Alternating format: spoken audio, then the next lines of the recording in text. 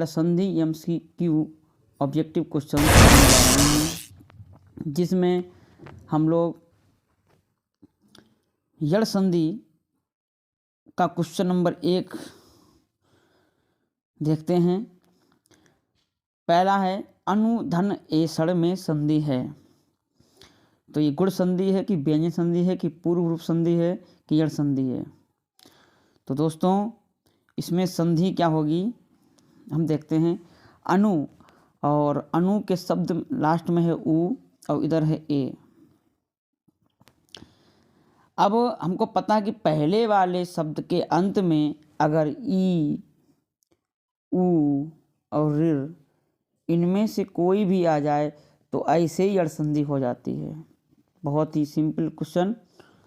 तो इसमें उ पहले आ गया और इसीलिए यड़ संधि होगी। इनमें से कोई भी आ जाए, ई इसका मतलब ई चाहे हो, उ हो चाहे उ हो, चाहे ऋ हो, तो यहाँ पर कौन संधि हो गई? यड़ संधि हो गई। इसे हम बनाएंगे कैसे? अगर बनाएं तो इसे हम बनाएंगे, होगा क्या इसका आ ना, जिसमें इसमें उ निकल जाएगा तो ये स्वर रहित हो जाएगा। स्वर रहित का मतलब आधा ना, तो अन, और उ का हो गया ओ, और फिर ए की मात्रा आगे है तो ए और सड़, तो हो गया अन्वेषण। चलते हैं अगले क्वेश्चन पर। क्वेश्चन नंबर 2, पित्रादेश का संधि विच्छेद होता है। तो पित्रादेश का संधि विच्छेद क्या होगा? ऑप्शन नंबर 1 पित्राधन आदेश, दूसरा ऑप्शन पितृधन आदेश, तीसरा ऑप्शन पिताधन आदेश, चौथा ऑप्शन पितराधन आदेश। तो यहाँ पर कौन सा होगा सही? तो आइए हम देखते हैं। कह रहा है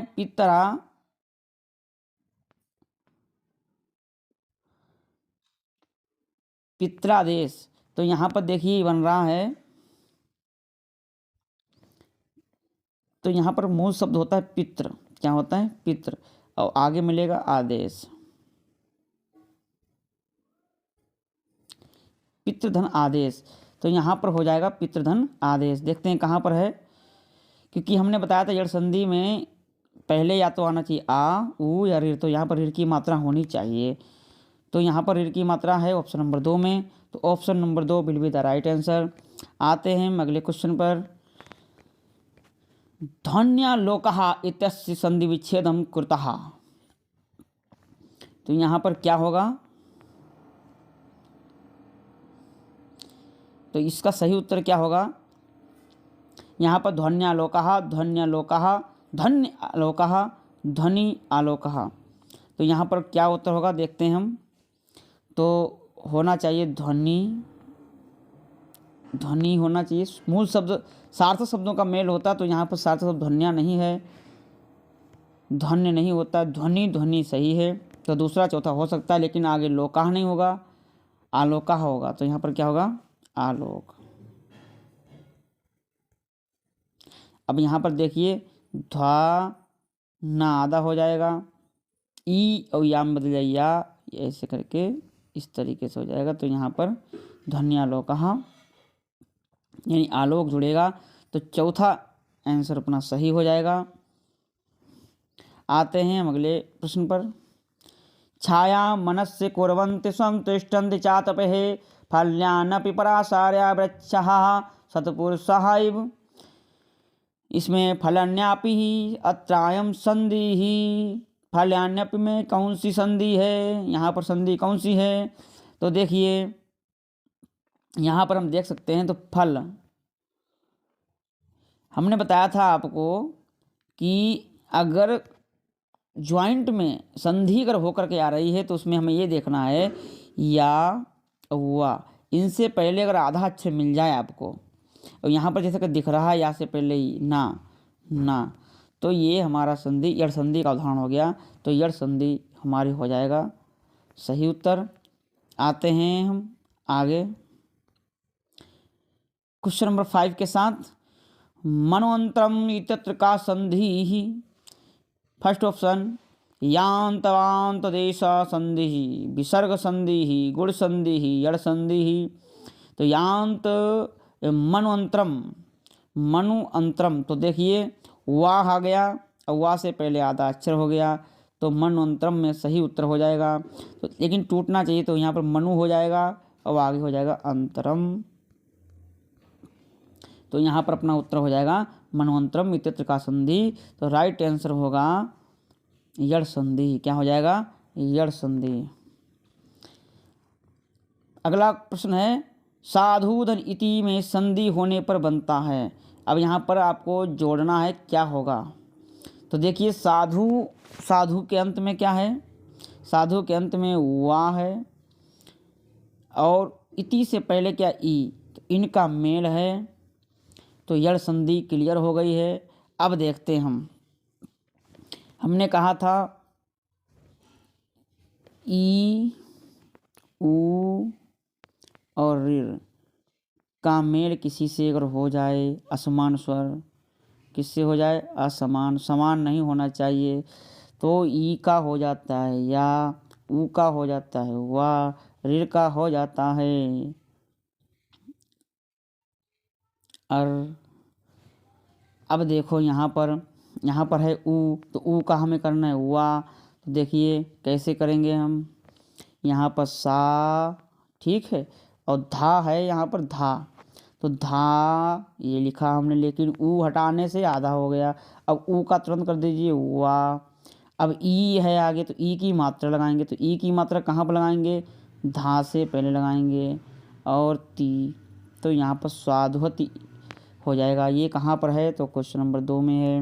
तो ये हमारा उत्तर हो जाएगा सही। आते हैं हम अगले में। गुणेष्वेव इति पदस्य संधि विच्छेदास्ति। गुणेष्वेव में कौन सी, क्या इसका संधि विच्छेद होगा? देखते हैं। तो यहाँ में एक चीज़ दिखाई दी। अब देखो सार्थक शब्द की बात करें, तो यहाँ पर सार्थक शब्द गुण भी सही होता है, गुणेश सही होता है। तो यहाँ पर कौन सा होगा ये हमें देखना है। अब यहाँ पर इधर सार्थक शब्द देखते हैं, ए भी सही होता है, ए भी सही होता है, लेकिन इससे ये गलत होता है। तो ये तो हमारा गलत हो गया। अब बचे हमारे 3। कितने बचे? 3। अब यहाँ पर प्रश्न है गुणेष्वेव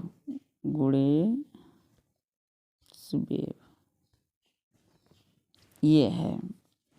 अब सा आधा है, इसका मतलब में ये तो लिखना पड़ेगा गुण सा। अब वो आगे बना है वा, तो वा के लिए हमें बनाना पड़ेगा ये, तो गुणेशु। और फिर ए की मात्रा तो एव, तो यहाँ पर गुणेशु धन एव हो जाएगा। तो ये चौथा आंसर हमारा सही हो जाएगा। अगला है गुरुधन आदेश में संधि होने पर बनता है। तो गुरुधन आदेश, तो देखिए गुरुधन आदेश को हम जोड़ते हैं। तो देखिए गुरु के अंत में है क्या? ऊ, और फिर है आदेश।